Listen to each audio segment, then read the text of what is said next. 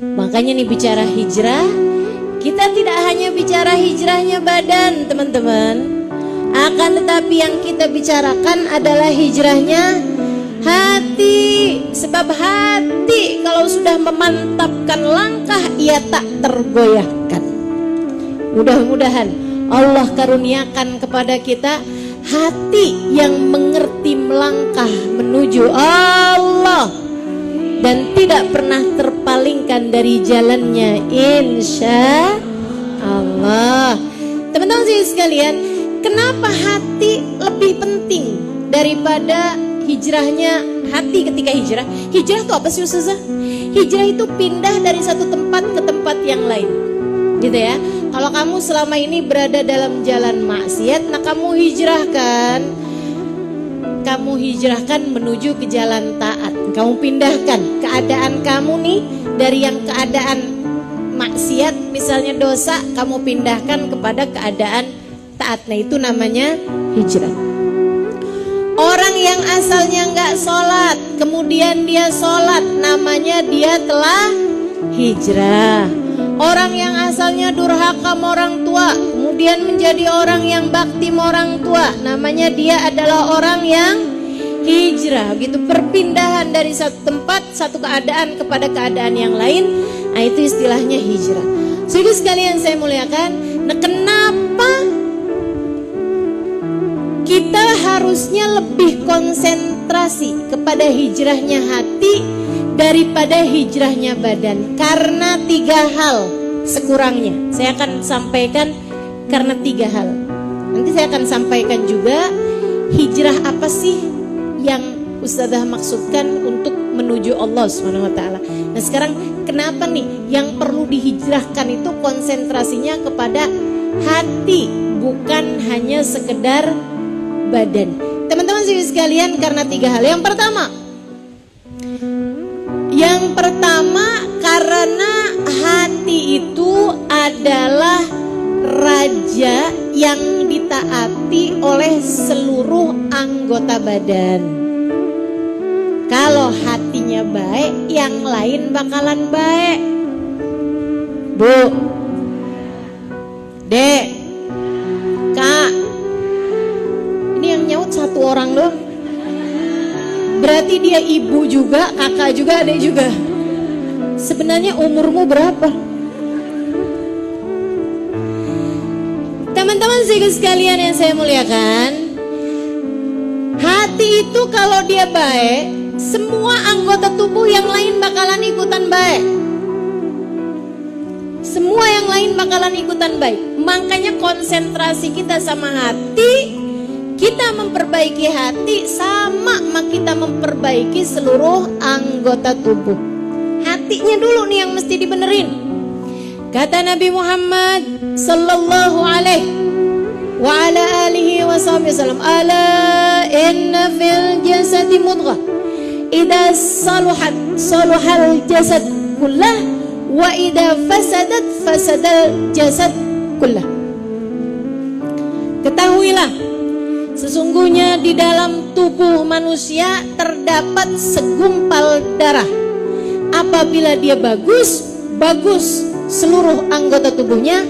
Kalau dia rusak, rusak seluruh anggota tubuhnya.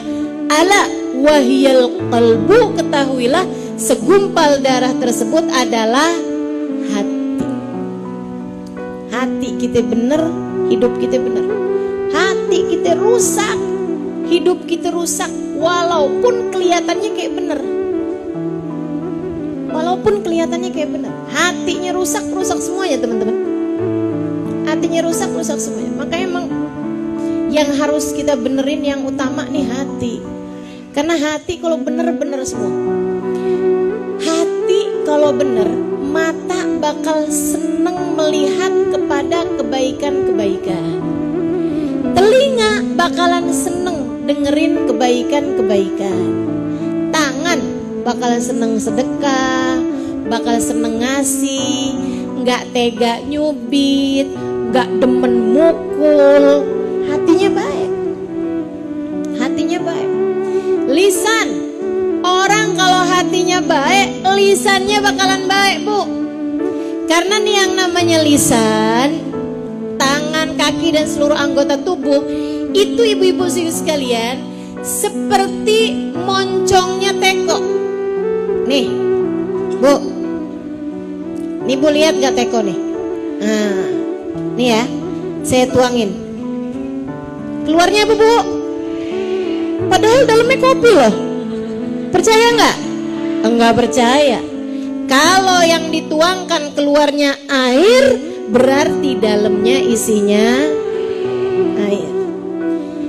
Demikian pula dengan hati kita juga gitu. Kalau hatinya baik, yang keluar dari lisan bakalannya kalimat-kalimat yang baik.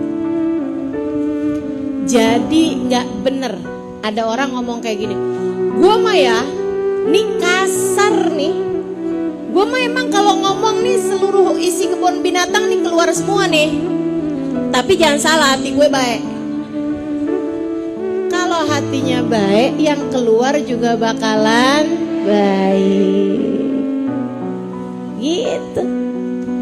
Kalau orang yang keluarnya itu yang nggak baik kata-katanya, berarti hatinya juga kurang baik. Makanya benerin hati, nanti yang lain bakalan jadi bener. Hati itu adalah raja yang ditaati. Kalau hatinya bagus, dia akan memerintahkan yang bagus-bagus dan semuanya bakalan taat jadi bagus pula. Yang kedua, kenapa hati nih yang harusnya jadi prioritas dalam kehidupan kita? Kita mau hijrah nih, yang perlu dihijrahin hatinya. Kenapa? Li'annahu mahal nadharillah. Karena sungguhnya hati itu adalah pusat pandangan Allah. Sebagaimana muka adalah pusat pandangan manusia. Bu, kita kalau ngelihat orang, kalau kita anggap saya ketemu orang, saya lihat fulan, itu yang kamu lihat kakinya, punggungnya, apa wajahnya? Kalau kamu lagi ketemu sama orang tuh ketemunya pundakmu, apa kakimu, atau wajahmu? Wajah, teman-teman. Karena wajah adalah pusat pandangan manusia. Orang tuh ngelihat tuh yang dilihat mukanya. Orang kalau bilang, ih cakep ya, apanya maksudnya? Wajahnya. Enggak kok, biasa aja, maksud saya kakinya. Ya enggak mungkin. Pasti yang dimaksudkan adalah wajahnya gitu. Nah, kalau ibu-ibu mau tahu, Allah itu yang jadi pusat pandangan Allah kepada kita manusia adalah hati kita. Innallaha la yanzur ila suwarikum wala ila absyarikum, walakin yanzur ila qulubikum. Kata Nabi Muhammad dalam hadisnya, Allah tidak melihat kepada wajah kalian, tidak melihat kepada kulit kalian, akan tetapi yang Allah lihat adalah hati kalian. Allah nggak terlalu lihat nih ibu-ibu nih, kalau dilihatin kan semuanya badannya ada di sini, tapi nilaimu di mata Allah saat ini tergantung apakah hatimu juga ada di sini atau udah pulang ke dapur. Ada nih badannya di sini tapi hatinya lagi di dapur. Ada yang lagi di sini hatinya udah pulang ke rumah. Ada banyak. Ada yang hatinya di sini, ada yang badannya di sini hatinya lagi di pasar. Banyak. Ada yang badannya di sini hatinya lagi di Shopee.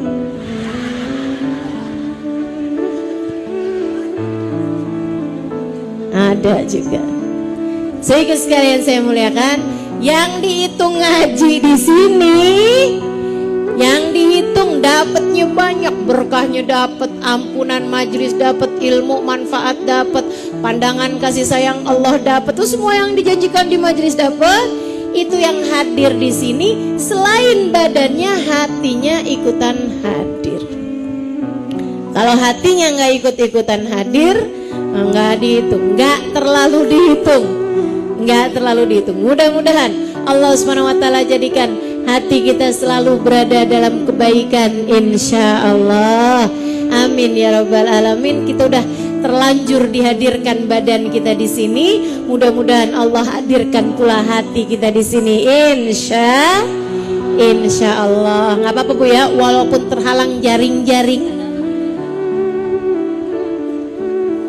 Yang penting kan ibu-ibu bisa lihat saya aja bisa kok lihat ibu-ibu.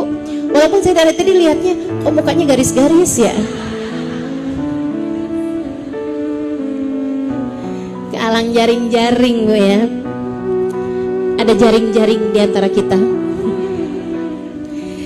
Baik, teman-teman sekalian, alasan ketiga kenapa hati kita nih yang harus jadi fokus hijrah kita di atas muka bumi ini, mudah-mudahan kepada kebaikan hingga nantinya Allah hijrahkan menuju surga. Tadi alasan pertama, karena hati adalah raja yang dipatuhi. Kalau hatinya bagus, anggota tubuh yang lain bakalan ikut bagus. Alasan kedua, karena hati adalah pusat pandangan Allah. Allah tuh nilai kita apa-apaan dari hatinya Bu. Orang sholat yang dilihat hatinya, orang sedekah yang dilihat hatinya. Ini beneran sedekah atau cuman kepengen namanya dicoblos? Gitu teman-teman sekalian. Itu yang Allah lihat subhanahu wa ta'ala adalah hatinya gitu. Di mana dia ketika hatinya, ketika badannya mengerjakan ibadah, hatinya ada di mana? Pusat pandangan Allah kepada hati kita. Makanya katanya Habib Abdullah bin Abdurrahman Bilfaqih alaihi ridwanullah, itu ya yang dapat julukan Al-Faqihil Muqaddam Ats-Tsani alaihi ridwanullah. Beliau teman-teman sekalian pernah mengatakan, andai saja lau kana ihtimamak ala wajhikal batin wa huwal qalbu ka ihtimamik ala wajhikal zahir lasalimt. Kata beliau, andai saja perhatianmu kepada wajah hatimu sama perhatianmu kepada wajah zahirmu, niscaya kamu akan selamat. Kalau kamu tuh tiap kali gitu ngeliatin hati gitu, bukan cuman ngeliatin muka, ini ada jerawat apa enggak, ini ada kotoran apa enggak, ini ada mohon maaf belek apa enggak, gitu kan ya, gitu ya, ini ada upil apa enggak ya, gitu. Andai saja perhatian kamu kepada wajah hatimu, kok ada suudon ya saya, astagfirullah. Kok saya jadi ngerasa iri sama orang ya, astagfirullah. Andai perhatianmu kepada wajah hatimu seperti perhatianmu kepada wajah zahirmu, maka niscaya kamu akan selamat. Enggak usah lebih kata beliau, sama ini aja dah, selamat dah kamu.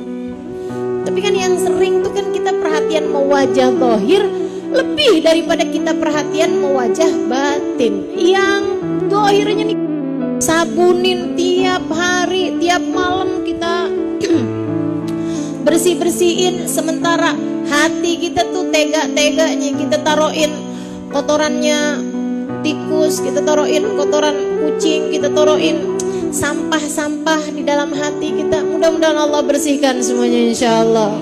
Mudah-mudahan Allah bersihkan semuanya insya Allah. Jadi itu teman-teman saya sekalian. Yang ketiga katanya beliau, kata Imamul Haddad ya, kenapa kita perlu, kepada kata Imam Ghazali, kenapa kita perlu untuk membersihkan hati kita, menghijrahkan hati kita lebih daripada badan kita? Karena hati adalah tempat segala sesuatu yang indah. Bu, semua yang Allah subhanahu wa ta'ala berikan yang indah-indah itu tempatnya adanya di hati. Iman tempatnya adanya di mana? Ilmu yang manfaat adanya di mana? Cinta kepada Allah adanya di mana? Rasa takut kepada Allah, takwa adanya di mana? Ikhlas adanya di mana? Syukur adanya di mana? Sabar adanya di mana? Mencintai orang-orang saleh adanya di mana? Hati. Anugerah-anugerah indah, bahkan ampunan yang banyak turun pada bulan Rajab ini, menurutmu turunnya di mana? Hati, teman-teman saudara sekalian. Jadi segala kebaikan-kebaikan, hal-hal indah yang Allah Subhanahu wa taala berikan kepada hamba-hambanya, itu mayoritas kebanyakannya adalah letaknya di hati. Dan Allah kalau mau turunkan itu, lihat-lihat tempatnya dong. Kayak ada orang nih, orang kaya, lagi orang-orang lapar, beliau bilang, saya besok mau masak makanan yang paling enak. Silahkan ibu-ibu datang ke sini bawa tempat masing-masing. Orang datang nih, semuanya dikasihin. Ada orang datang, tempatnya ada kotoran ayamnya. Dikasih apa enggak makanannya? Nggak dikasih. Terus dia nih yang nggak dikasih, dia bilang, pelit amat sih, saya udah bawa loh tempatnya, kok nggak dikasih? Sehingga sekalian, tahu kan kenapa nggak dikasih? Karena kotor. Bersihin dulu, baru nanti dikasih. Demikian pula dengan Allah Subhanahu wa taala. Kalau mau ngasih barang-barang bagus, turunnya tuh di hati. Kalau hatinya kotor, kalau hatinya nggak bagus, Allah nggak jadi turunin kepadamu. Bukan karena Allah tidak dermawan, akan tetapi karena Allah melihat hatimu tidak pantas untuk dituruni hal-hal indah seperti itu. Bersihkan dulu hatinya, hijrahkan dulu hatinya.